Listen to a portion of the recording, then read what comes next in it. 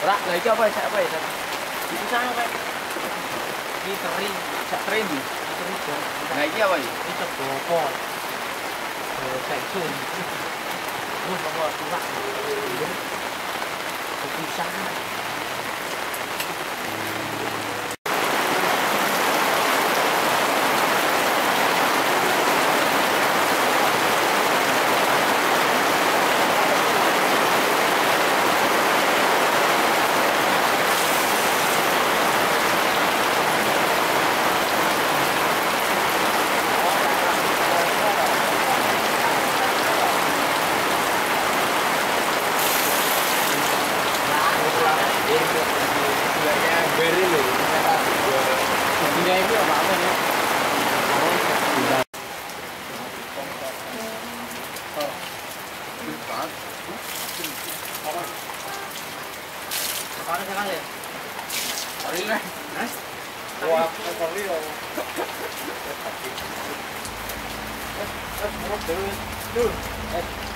Masa perlu murah Pak Meneng mebul. Mebul kok ya saya.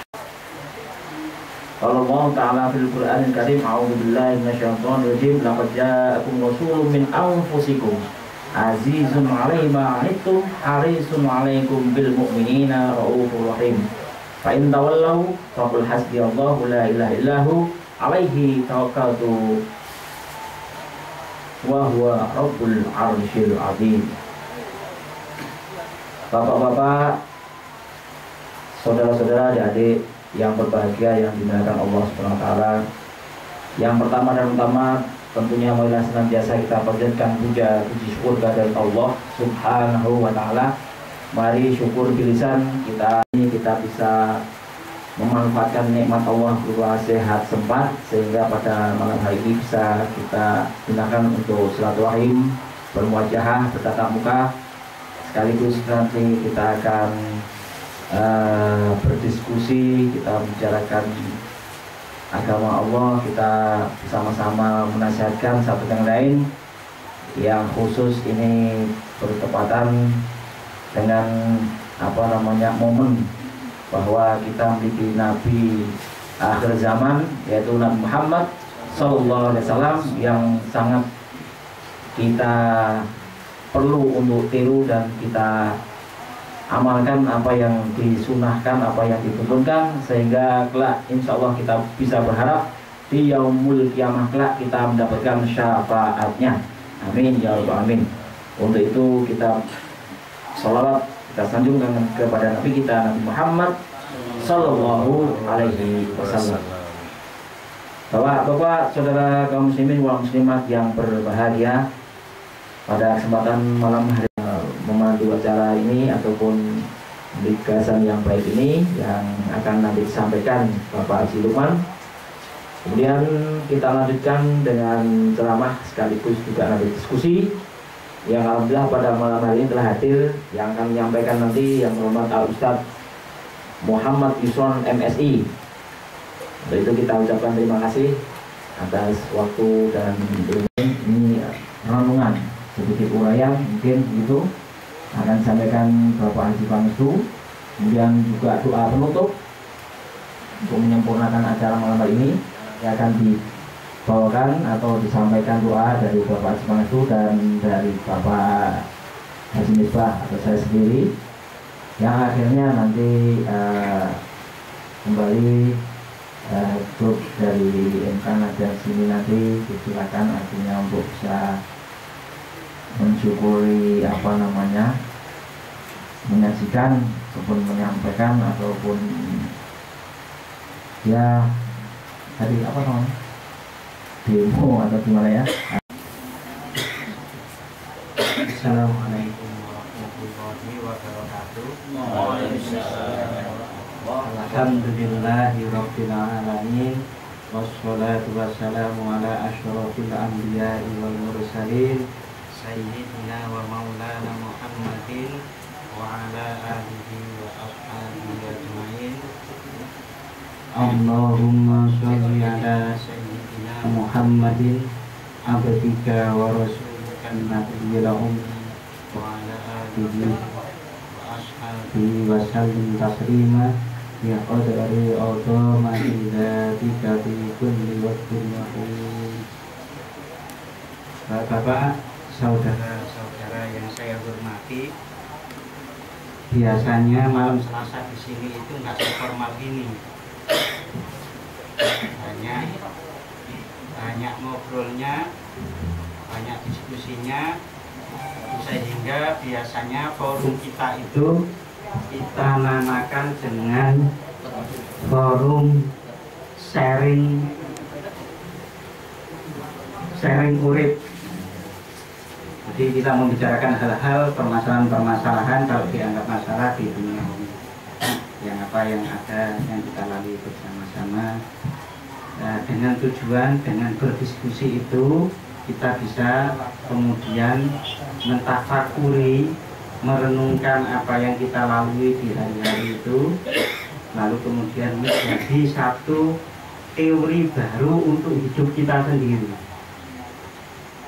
Jadi apa yang kita lalui lalu kita diskusikan, dari banyak diskusi, banyak pendapat itu kita akan mempunyai rumus baru yang harapannya rumus itu kemudian bisa meningkatkan diri kita, anak kita itu semua meningkat, dan itu dibingkai dalam kerangka lillahi ta'ala.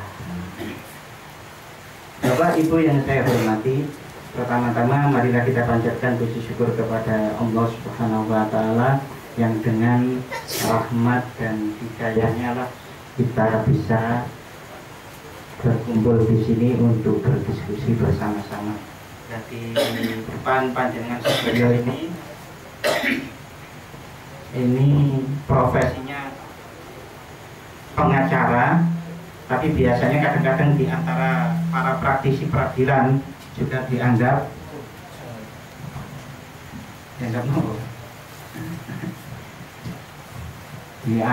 koyor dukun. Terserahlah nanti. Bapak yang saya hormati, berikutnya mari kita sanjungkan sholawat serta salam kepada Nabi Muhammad Sallallahu Alaihi Wasallam. Nabi Muhammad itu menungso biasa, tapi satu hal yang perlu kita ingat bersama-sama bahwa di antara Nabi Adam sampai manusia terakhir nanti, entah itu jumlahnya berapa miliar, itu ada 5 orang yang paling mulia, itu dinamakan namanya ulul azmi, yaitu Nabi Muhammad, Nabi Isa, Nabi Nuh, Nabi Musa, Nabi Ibrahim. Nah, di antara 5 orang itu ada 1 orang yang paling mulia lagi. Mudah-mudahan kita bisa tetap dicatat oleh para malaikat dan mendapatkan ridho Allah Subhanahu wa Ta'ala. Amin ya rabbal alamin. Terima kasih. Wassalamualaikum warahmatullahi wabarakatuh. Bapak Sumadi dan keluarganya, kita doakan mudah-mudahan rumah ini menjadi rumah yang berbarokah, diliputi keberkahan dari Allah Subhanahu wa Ta'ala. Sebagaimana doanya, Allahumma anzil munzalan mubarakah. Semoga Allah menurunkan barokah di tempat yang digunakan untuk majelis zikir, majelis ilmu, sehingga kita doakan mudah-mudahan keluarganya diberikan keberkahan rezeki, dirahmati Allah Subhanahu wa Ta'ala dunia dan akhirat. Amin ya rabbal alamin. Bapak yang berbahagia dan saudara yang kami hormati, ini ibu tidak ada toh Pak? Mulanya saya bapak-bapak terus sudah. Ya benar. Anak muda-muda masuk dulu tidak apa-apa, bakar nanti ini ada bakar. Beneran banget kan? Nah, sini dulu tidak apa-apa. Ya Mas Didi masuk dulu. Kita Mas Didi. Monggo Mbak. Di luar sana sudah mengawe-awe itu Bapak Ustadz Muhammad Yusron MSI. Untuk itu kami persilahkan sepenuhnya dari kami. Ucapan terima kasih sebelumnya. Monggo.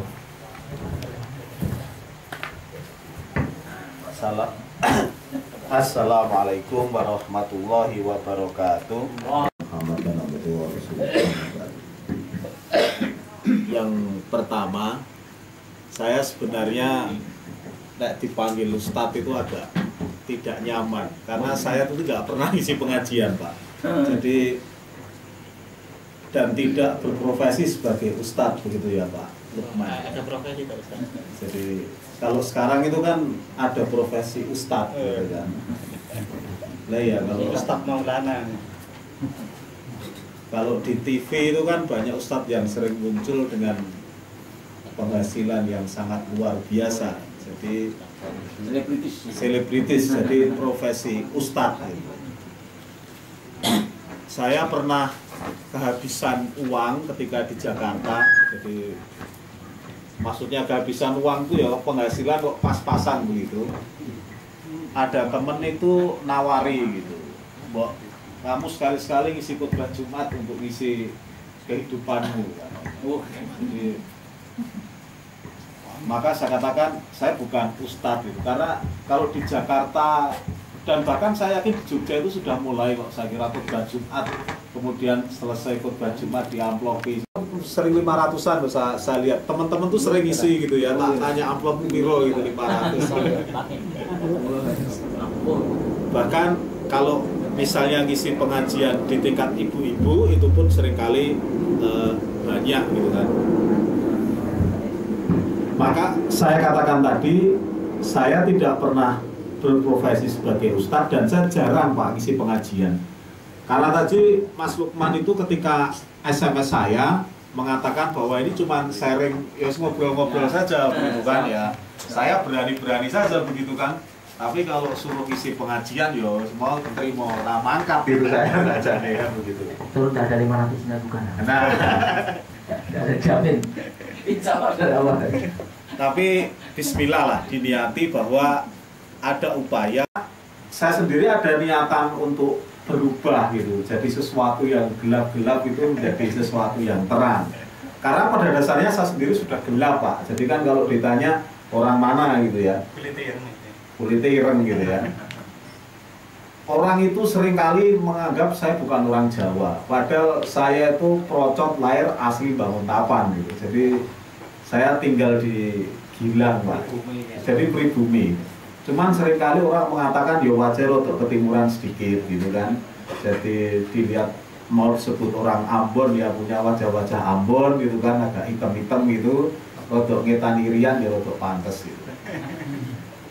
Tetapi jangan dianggap bahwa saya pernah bangga loh Pak jadi orang hitam gitu, orang kecoklatan seperti ini saya pernah bangga.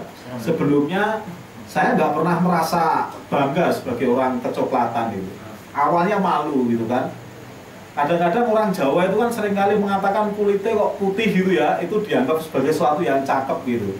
Padahal ternyata tidak. Saya tuh pernah hidup di komunitas orang yang berkulit putih semua. Ternyata yang paling disukai itu kulit-kulit kecoklatan kayak saya ini gitu. Banyak dikasih kue, banyak dikasih, bahkan perempuan yang naksir saya itu cantik-cantik gitu. Karena ternyata ada perbedaan orang memandang. Kalau orang Indonesia ini karena lama dijajah, itu menganggap bahwa yang berkulit putih itu yang cantik Pak. Tapi bagi orang bule itu kulit coklat itu yang paling eksotis. Makanya kalau orang bule itu datang ke Indonesia itu berjemur supaya kulitnya kecoklatan. Karena kalau kulit coklat itu makin disebut kaya oleh bule itu.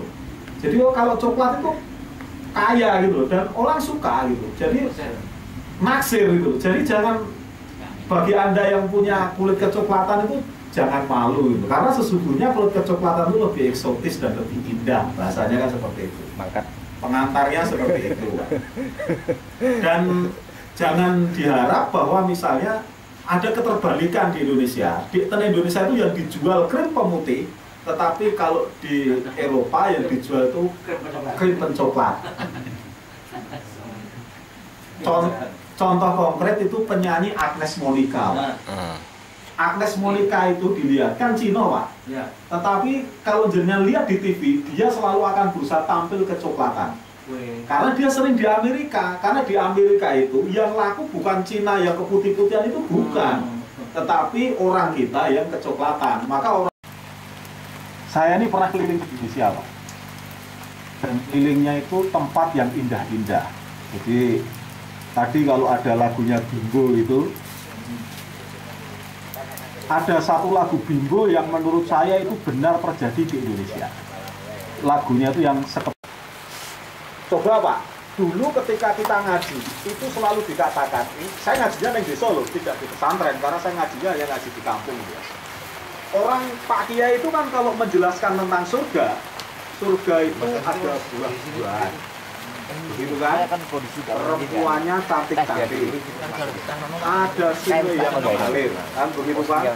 Kehidupan alamnya sangat nyaman. Terus buah tinggal metek semuanya. Kondisi tidak memungkinkan. Itu hanya cocok ketika dikatakan untuk orang Arab. Anda semua kan sudah naik haji.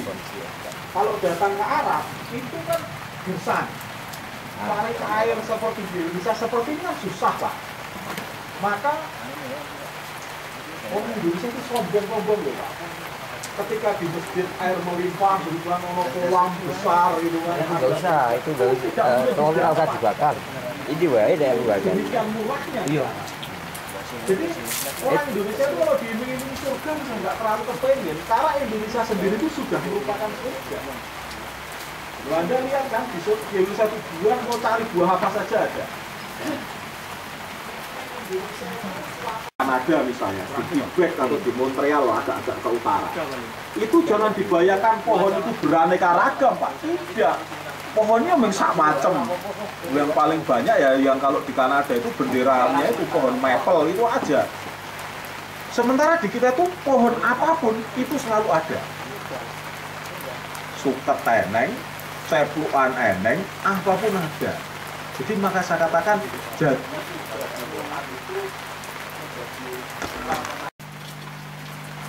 saya itu pernah punya tamu dari Arab, tapi kan nggak bisa bahasa Arab kan. Ini ada tamu urusan bisnis. Orang Arab ini mau investasi di Indonesia. Diantarkanlah oleh juru bahasa, oleh sopir, oleh kita. Kita naik ke daerah Bogor Pak. Naik ke daerah Bogor, kemudian orang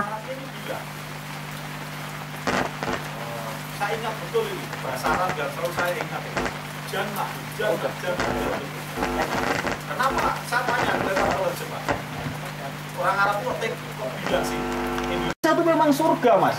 Bayangkan dari tadi buah-buahan banyak, jalanannya bagus, sungai mengalir dengan bagus, tumbuh-tumbuhan hijau, perempuan cantik-cantik. Makanya Pak, yang ketiga, catatan yang ketiga, terkadang orang Arab itu sok merasa bahwa keislamannya lebih bagus daripada orang Indonesia. Kita pernah ngobrol-ngobrol Pak, saya ditanya, saya ini ngaji karena isane moco Yasin ya, paling sering bagi kita kan moco Yasin Pak. Yasin ini kadang medina krungu bener pora ya lancar ya toh orang Yasin itu ada. Padahal ya, saya orang Islam gitu kan, saya Muslim. Seringkali orang Arab, orang Islam yang agak ke sana itu mengukur nilai-nilai keislaman itu hanya dari pakaian. Nek ra nganggo kopiah putih, nek ra nganggo pecis, itu tidak dianggap sebagai orang Islam. Nek ming biasa, kuwi ora dianggap sebagai orang Islam. Nah ini beberapa catatan saya gitu kan. Padahal Pak, sesungguhnya Indonesia itu menarik gitu. Saya nggak tahu ini cerita saya itu mau dari mana karena ada kaitannya dengan Maulud Nabi gitu. Nah, saya tuh pernah Pak, Mas, lihat fotonya Pangeran Purboyo gitu ya. Ternyata Pangeran Purboyo ini kan disebut kalau dalam sejarah itu Banteng Mataram. Jadi kenapa kok para petinggi TNI itu kalau berziarahnya harus munggah pangkat Pangeran Purboyo? Karena Pangeran Purboyo ini ternyata dijuluki Banteng Mataram. Banteng Mataram ini siapa gitu kan? Banteng Mataram ini kan ternyata senopati perangnya Sultan Agung ketika melakukan penyerbuan ke Batavia. Jadi penaklukan seluruh Sultan Agung ini Raja Jawa terbesar setelah Majapahit. Dan Sultan Agung ini saya agak lupa, sebenarnya punya marga Arab. Kalau enggak Al-Aidrus, agak lupa saya. Nah ke Indonesia itu adalah Islam menurut saya. Jadi kalau Gus Dur dulu bilang ya wajar sementara yang melahirkan Islam atau yang banyak membawa Islam ke Indonesia itu orang Cina. Raden Patah itu orang Cina loh, jangan dianggap Raden Patah itu orang Jawa. Mereka menyebutnya kan Adipati Jinbun gitu kan. Jinbun itu nama Cina. Dan Raden Patah ini punya saudara laki-laki, Pak. Kalau orang Jawa dulu ketika kecil menyebutnya Hasan dan Husain gitu, Kasan dan Husain. Dan saudaranya Raden Patah ini dimakamkan di makam Sewu di Bantul. Jadi kalau ada Masjid Panembahan Budo, lah itulah saudaranya Raden. Ini maka orang Nusantara itu sering mengklaim sebagai keturunan Nabi. Kalau di makam-makam yang ada di luar Jawa, misalnya di Ambon, itu jelas Pak silsilahnya. Nanti sampai siapa, nanti sampai Imam Ali-nya itu jelas, sampai ke Fatimah, sampai ke Nabi Muhammad. Cuman kalau di Jawa itu agak jarang. Kalau di Jawa ini agak jarang sekali silsilah itu muncul sampai ke situ. Maka tanah Jawa itu sering kita sebut sebagai, orang mengatakan kalau dikatakan sebagai keturunan Rasulullah itu adanya, ada klaim-klaim seperti itu. Yang menarik juga ada orang Muhammadiyah itu menulis buku, Pak. Orang Muhammadiyah menulis buku yang sangat bagus. Jadi muridnya Ki Haji Ahmad Dahlan itu menulis buku. Yang menerbitkan itu Pak Mutasim Billah. Pak Mutasim Billah ini masih saudara lah dari hubungan pimpinan pusat Muhammadiyah, Pak Busro Mukodas dan sebagainya. Nah, salah satu Pak Mutasim Billah itu merumuskan jasa orang Jawa ke Mekah itu adalah, itu diceritakan pada waktu Mekah ini terjadi orang menyebut bahwa mara bahaya muncul, bibit penyakit banyak di sana. Ternyata yang menghilangkan, yang memusnahkan penyakit itu adalah, dalam cerita ini disebut Sultan Agung. Jadi Sultan Agung ini berganti nama 2 kali, 3 kali. Jadi nama yang pertama ketika kecil, nama kedua ketika penaklukan Madura, nama ketiga itu adalah hadiah dari Mekah. Mekah itu pun memberikan tanah perdikan kepada orang Indonesia. Jadi orang Indonesia itu dulu punya di Mekah itu punya tanah yang itu diisi bangunan, dan seluruh ulama Nusantara itu ketika berguru ke Mekah maka tinggalnya di situ. Jadi pada waktu dia Ahmad Dahlan ke sana ini masih ada. Tetapi sekarang kemudian sudah digusur ini oleh pemerintah Saudi Arabia. Jadi pemerintah Saudi Arabia ini sebenarnya hutang pada orang Jawa ini untuk mengembalikan tanah itu. Karena dulu hampir seluruh ulama Nusantara itu berkumpulnya di situ. Dan kalau Mas Lukman ini yang pernah baca di bukunya Azumardi Azra itu kan, sejarah jaringan ulama Nusantara, maka di situ akan kelihatan Pak bahwa Islam itu yang menyatukan Nusantara. Ini sharing sesuatu yang bahkan saya itu kadang-kadang juga heran Pak. National Geographic itu punya grupnya Kompas Pak. Itu pun sudah mengungkap bagaimana Islam ada di Nusantara.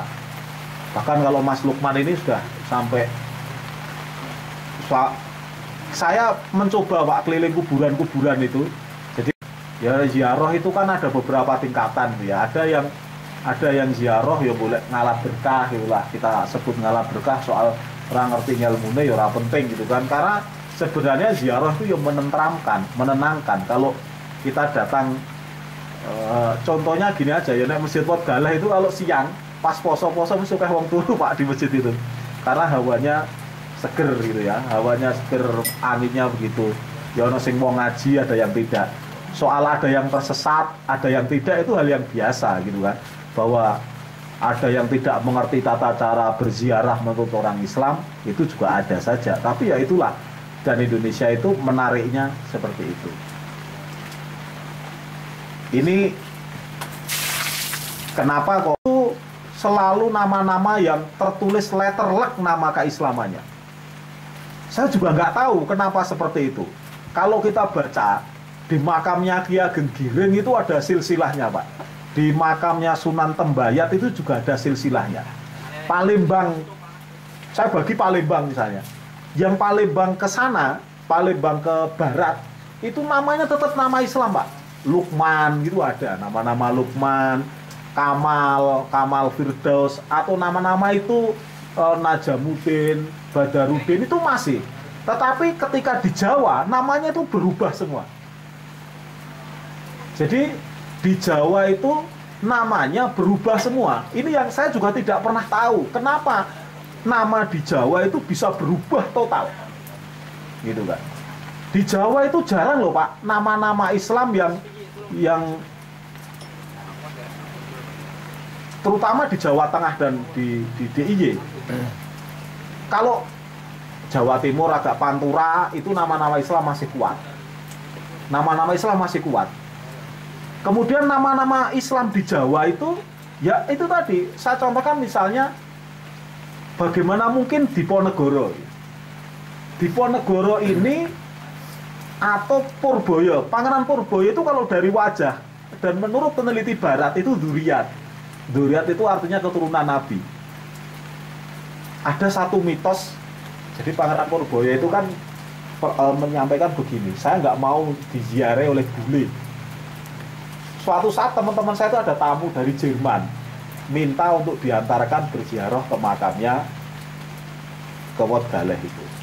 Ketika di depan itu semaput tenang Pak, saya juga heran kok iso gitu kan. Akhirnya dibawa ke Panti Rapih. Jadi ketika mau masuk makam, pintu itu ora kuat Pak, semaput gitu. Lah saya langsung geledak gitu kan ya. Iki po saking dia takjubnya dengan itu atau ya surang ngerti atau pas masuk angin atau bagaimana kita tidak tahu. Dilalah seperti itu. Tapi itu kan itu kalau dirunut misalnya itu masih keturunan dari masih cucunya Tembayat dan sebagainya, Sunan Pandanaran, ya wajar kalau ini masih Dzurriyyat gitu kan.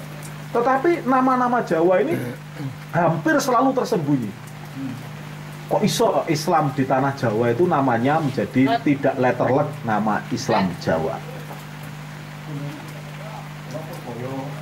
Contohnya begini Pak, orang Jawa itu sering nama misalnya Pertimah gitu ya.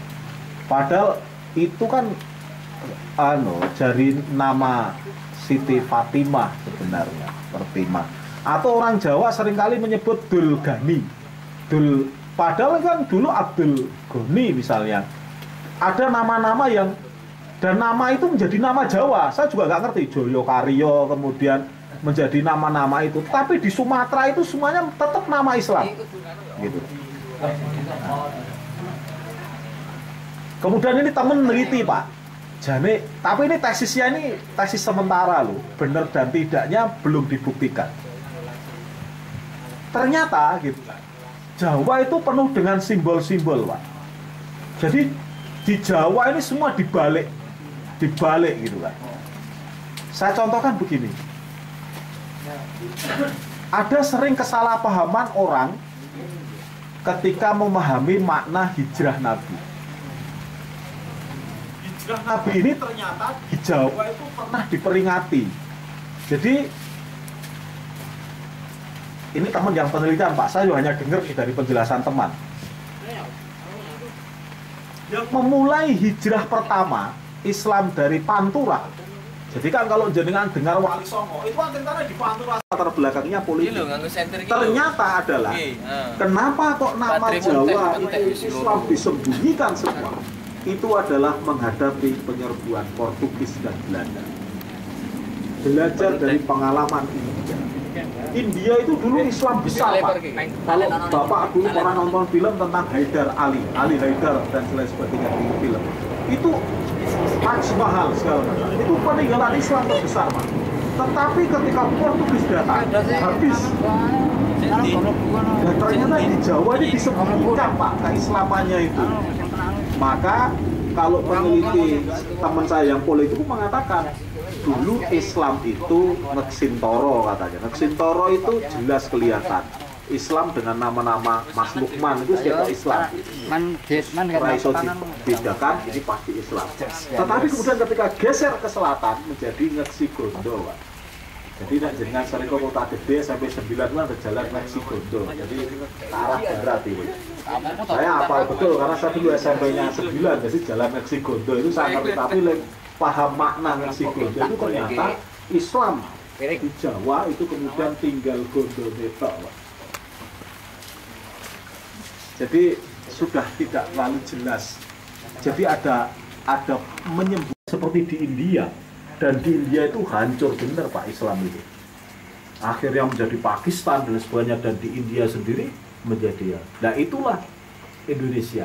Luar biasa sekali. Jadi ada sebuah perlawanan sehingga nama-nama Islam di Jawa itu menjadi nama Islam. Dan itu muncul Pak. Saya makanya kalau ziarah itu ya lihat aja Pak, dibaca itu silsilahnya kan ditempelkan. Kalau ada yang suka ziarah atau kalau nggak suka ya iseng aja Pak. Apa bener ya omongannya Yusron itu dihapusi pora itu. Jadi kan setidaknya harus dilihat. Dan itu ternyata seperti itu. Jadi kalau saya datang ke kuburan itu bukan sekedar berziarahnya itu bukan, tapi ternyata membaca Indonesia itu bisa kelihatan. Saya juga nggak ngerti kenapa kok di kepastiannya bagaimana ya seperti itu, ada hipotesis semacam itu. Jadi kalau di daerah Sumatera nama tetap masih namanya Islam semua, tapi di Jawa itu sudah mulai nama-nama yang sudah disembunyikan, sudah bukan nama yang Islam dalam pengertian itu. Ya contoh Mangkurat Jawa. Jadi sesungguhnya yang berhak menjadi raja pertama Hamengkubuwono pertama ini termasuk Mbah Nuriman ini. Tapi meletakkan, saya lebih memilih menjadi seorang guru ngaji daripada seorang raja. Wah itu kan luar biasa. Dan maksud apa maksudnya? Saya tuh kadang-kadang kalau berziarah ada dua kuburan Pak yang saya suka. Itu Mbah Nuriman itu sama makamnya Nongo Pak. Kalau kenapa makamnya Teguh Kenongo dan Mbah Nuriman itu saya suka? Itu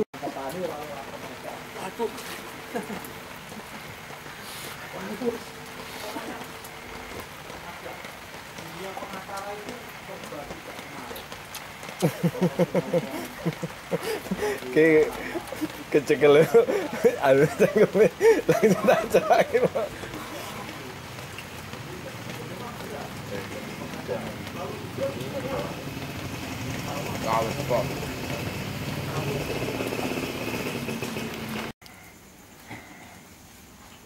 Pengacara itu dipakai setelah hukum ya Pak ya, setelah ditetapkan. Kalau masih di polisi itu pengacara nggak perlu ya Pak? ya masih perlu Pak. Sebelum dia pengacara pakai dulu bisa ya Pak? Sebelumnya kalau di Amerika polisi kan mungkin nggak perkara, ya. pasang harga dulu, itu dihadapi dengan pengacara bisa. Ya bisa luwe larang, bisa luwe murah Pak. Gitu. Oh iya. Kalau pengacara yang kerja sama polisi ya. Malah pasang rego sih. Kita keke ini. Tapi banyak pengacara yang baik kok.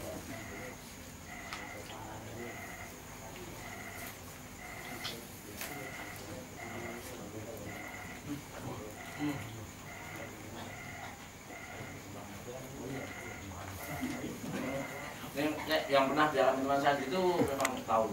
Jadi ngumpulnya sampai 1,6 miliar. Kolektif itu penipuan itu, penipuan. Yang mana? Pulsa yang mana? Bukan main pulsa. Waktu dulu medical itu. Oh, Solo. Ya, itu saya ingat tuh. Itu ngumpulnya 1 miliar. Wah, hangus. Ada. Orang Jawa itu gini Pak. Saya itu kan jadi hukum perusahaan Pak, menguasai. Jadi kalau di Indonesia ada orang nawarkan kok keuntungan di atas 10%, itu pasti bohong. Gampangnya seperti itu Pak. Misalnya Anda kasih 1 juta, nanti per bulan tak kasih keuntungan 100.000 misalnya. Itu aja sebenarnya sudah tidak masuk akal. Kalau 10 juta tiap bulan kasih 1 juta, atau bahkan di atasnya, itu pasti bohong. Di Indonesia itu cuman ada 3 bisnis Pak, yang itu bisa keuntungannya besar. bisa di atas bunga deposito itu hanya ada 3. Bisnis pelacuran, bisnis perjudian, atau tipu menipu. Lainnya itu nggak ada, Pak.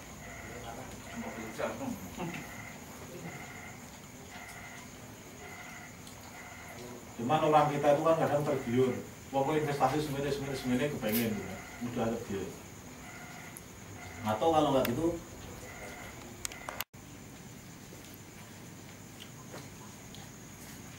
Jok, ada, Mas? Ada joknya, Mas? Ada? Nah, itu. Apa, Boy? Mana nih? Mau gue yang lain?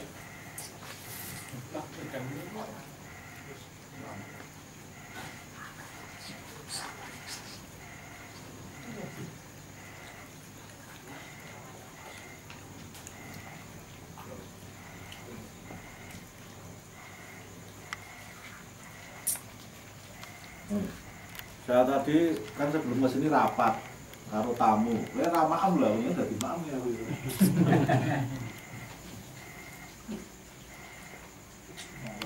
Rasanya malah orang.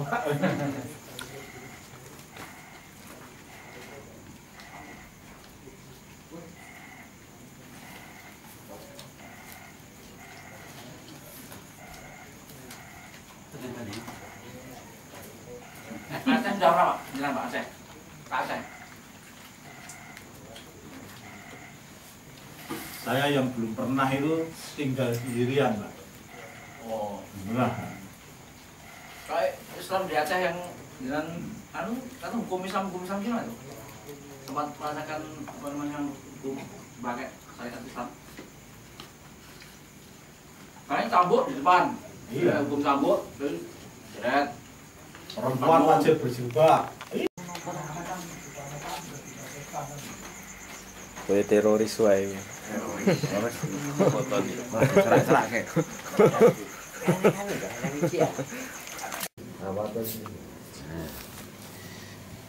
Yang pertama dan utama, mari kita senantiasa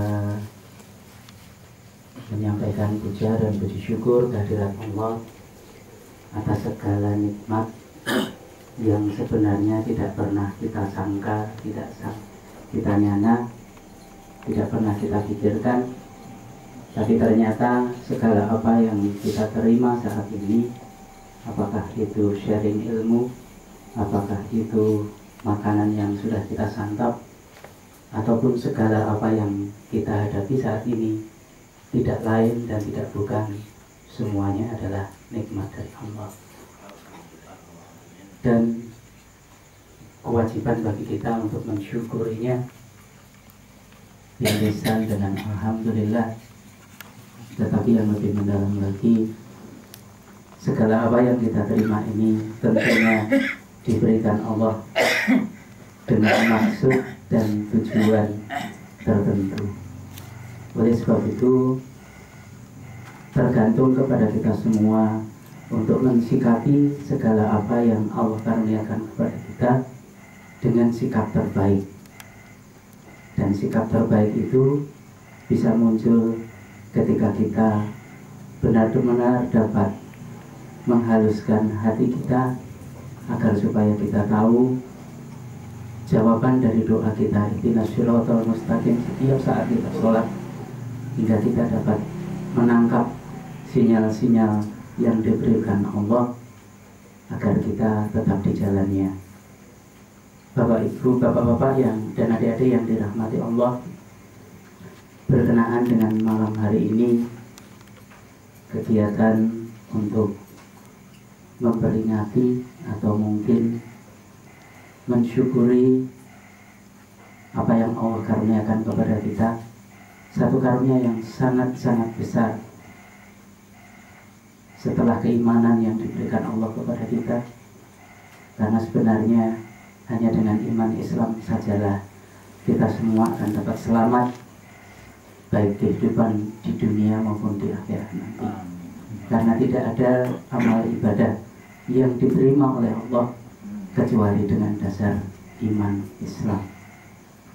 Yang kedua, nikmat yang diberikan Allah kepada kita adalah Allah telah mengaruniakan kepada kita semua Nabi yang begitu sayang kepada kita semua. Beliau yang telah mengajarkan kepada kita semua, baik lewat siapa saja, tapi ujung dari semua keimanan, ujung dari semua ibadah adalah segala sesuatu yang telah dicontohkan oleh Nabi kita. Yang penting bagi kita saat ini adalah sampai sejauh mana kita dapat merasakan semua kecintaan Rasul kepada kita. Apakah itu berupa pemahaman keimanan kita? Kita bisa dibilang keimanan bertingkat-tingkat sesuai dengan apa yang kita usahakan. Karena sebenarnya kita harus menyadari dan meyakini bahwa dari Allah itu tidak ada yang buruk. Apakah itu kita rasakan sebagai sesuatu yang tidak mengenakan, ataukah itu sesuatu yang menyenangkan hati kita? Tapi sebenarnya ketika kita memulai dengan berpikir dengan hikmah, tidak ada satupun yang Allah karuniakan kepada kita itu adalah keburukan. Demikian juga pada malam hari ini kita harus mulai bisa membiasakan diri untuk menjauhkan segala sesuatu yang menjadikan kita tidak suka dengan segala apapun.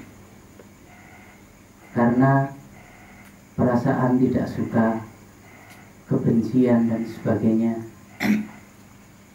tentunya akan menjauhkan dari kebenaran yang sebenarnya Allah ingin sampaikan kepada kita. Bapak-bapak dan adik-adik sekalian, perlu kita sampaikan pada malam hari ini, begitu besarnya cinta Rasul kepada kita semua.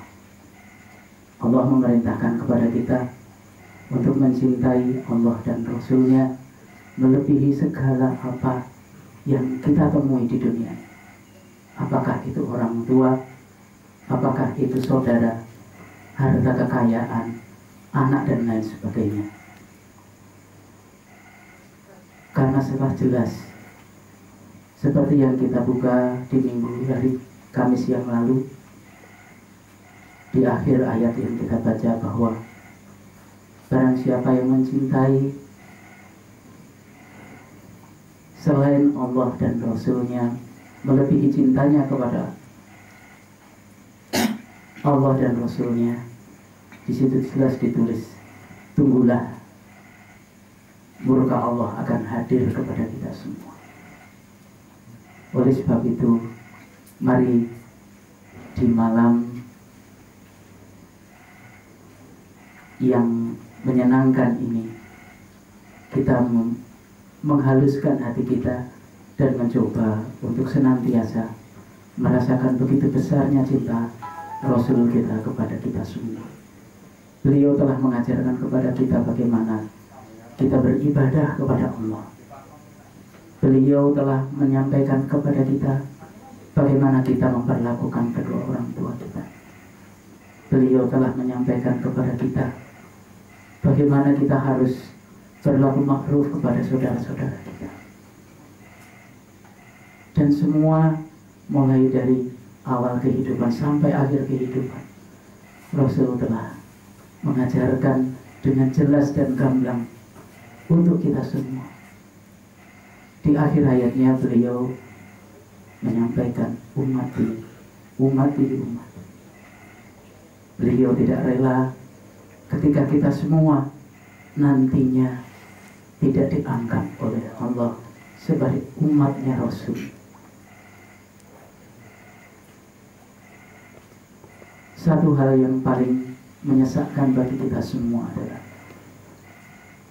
ketika kita nanti di yaumil akhir, kita berharap-harap dengan syafaat, tetapi ternyata apa yang sudah kita lakukan dengan segala bentuk usaha yang kita usahakan, ternyata kita tidak termasuk sebagai umatnya Rasul.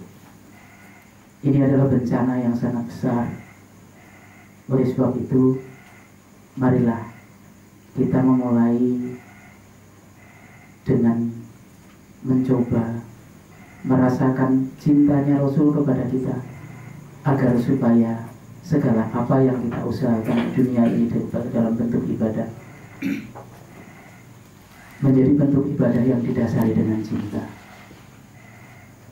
Karena ibadah yang dimulai dengan cinta tentunya akan menghadirkan keikhlasan.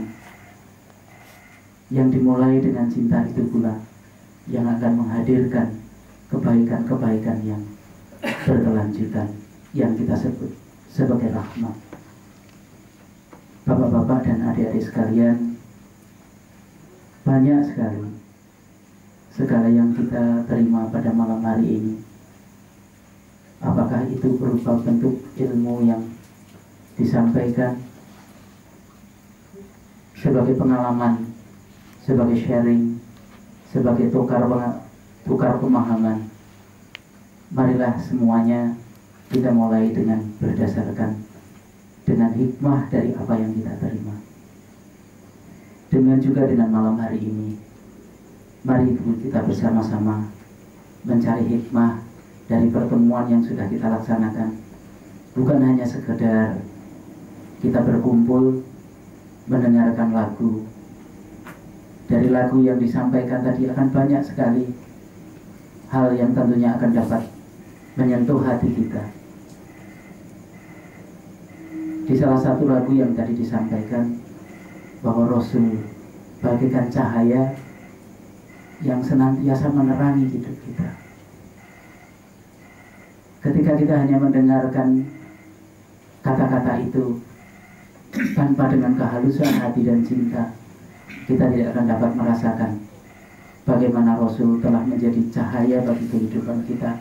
Seperti apa yang saya sampaikan tadi, bahwa Rasul telah mengajarkan segala bentuk kehidupan yang sebenar-benarnya, dan kehidupan itu apabila kita ikuti, bermuaranya adalah kepada ridhonya Allah Subhanahu wa Ta'ala. Apalah arti dari semua usaha kehidupan yang kita laksanakan di dunia ini apabila di akhirnya nanti keridhaan Allah tidak sampai kepada kita? Malapetaka yang sangat besar bagi kita semua. Saya sangat bersyukur sekali menjadi seorang yang diberi nikmat dengan iman Islam sampai dengan saat ini. Karena nikmat inilah yang insya Allah yang dapat menyelamatkan kehidupan saya, yang hampir separuh umur saya gunakan untuk berlaku tidak sebenarnya.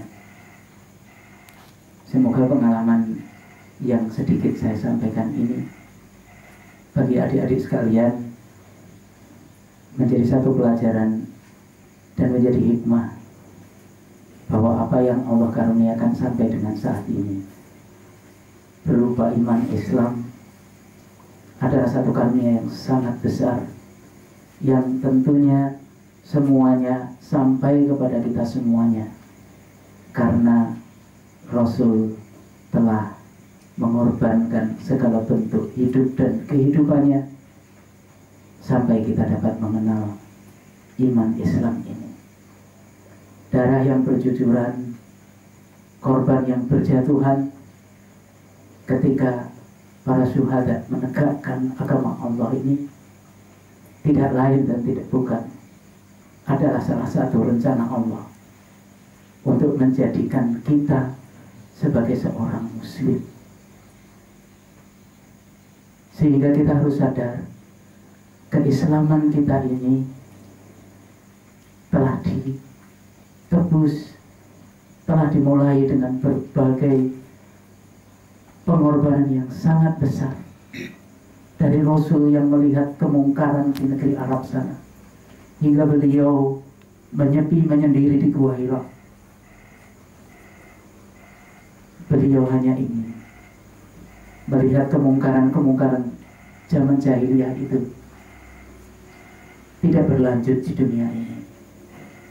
Perang demi perang yang beliau laksanakan setelah beliau hijrah di Madinah adalah satu bentuk pengorbanan-pengorbanan yang sangat besar sekali, yang tidak bisa dibayar oleh suatu apapun, yang muaranya adalah kita sekarang menjadi seorang muslim. Para wali yang telah berusaha membentuk pembelajaran Islam dengan segala daya upaya, seperti yang kita dengarkan dari saudara kita tadi, itu pun satu bentuk pengorbanan yang muaranya adalah kita semua menjadi seorang yang disebut muslim. Oleh sebab itu, mari segala apa yang kita dengar, apa yang kita lihat, kita dasari dengan pemahaman hikmah, dengan satu pertanyaan: mengapa cerita ini bisa sampai kepada diri kita? Tidak lain dan tidak bukan adalah rencana Allah untuk menjadikan kita semakin bertambah di dalam keimanan Islam. Tanpa itu semua, segala apa yang kita hadapi setiap saat, setiap detik bergantinya waktu ini tidak akan memiliki makna dalam kehidupan kita. Mari kita senantiasa mencari makna dalam kehidupan kita setiap saat, dengan senantiasa berpikir positif, dengan mencari hikmah di balik pembelajaran yang Allah hadapkan kepada kita. Bukankah ketika Al-Quran turun untuk kita semua, Allah memerintahkan kita untuk membaca apa yang Allah karuniakan kepada kita semua. Iqra bismi rabbika, bacalah dengan nama Tuhanmu. Mari kita senantiasa membaca semuanya, bukan dengan nafsu ingin untuk disebut, tetapi dengan kacamata Allah. Allah ingin memberikan pembelajaran apa kepada diri kita, sampai dengan kita dipertemukan dengan segala permasalahan dan informasi yang kita terima. Bapak-bapak dan adik-adik sekalian, satu yang sangat menjadi pembelajaran bagi adik-adik sekalian adalah ketika kalian menjadi orang-orang, anak-anak, orang yang senantiasa menjaga keimanan, kalian adalah musuh-musuhnya setan yang paling tidak disukai. Ketika kalian taat, kalian akan mendapatkan cobaan yang lebih besar lagi. Tidak demikian dengan kami-kami yang sudah dahulu lahir dengan banyak pemahaman dan ilmu yang kita terima. Tentunya setan pun akan menggoda dengan cara yang lainnya juga. Semakin tinggi ilmu yang diberikan Allah kepada kita, semakin pandai pula setan untuk menggoda kita. Semakin taat kalian untuk berlaku ibadah kepada Allah, setan pun akan menggoda kita dengan cara yang lebih baik. Jangan lupa bahwa orang yang berilmu banyak sangat mudah sekali ditipu oleh setan dengan satu ucapan yang mudah: oh, ternyata engkau lebih baik dari yang lainnya. Bapak-bapak dan adik-adik sekalian, mari kita mencari hikmah dari terusirnya setan dari surganya Allah, hanya karena merasa lebih baik dari apa yang Allah ciptakan kemudian. Karena setan merasa diciptakan dari saripati, api, dan kita manusia diciptakan dari tanah. Setan yang dulunya menjadi satu makhluk yang sangat taat dan sangat pandai dalam bersyukur dan beribadah kepada Allah, akhirnya tergelincir. Demikian juga kita semua. Ketika kita bisa menjaga, tidak pernah merasa lebih dari yang lainnya, insya Allah kita pun akan dikembalikan kepada surganya Allah. Karena sebenarnya kita semua adalah penduduk-penduduk surga yang sedang ditempatkan di dunia ini. Dan kita rencananya juga akan dikembalikan ke surganya Allah, hanya dengan catatan bagi mereka yang mau dikembalikan.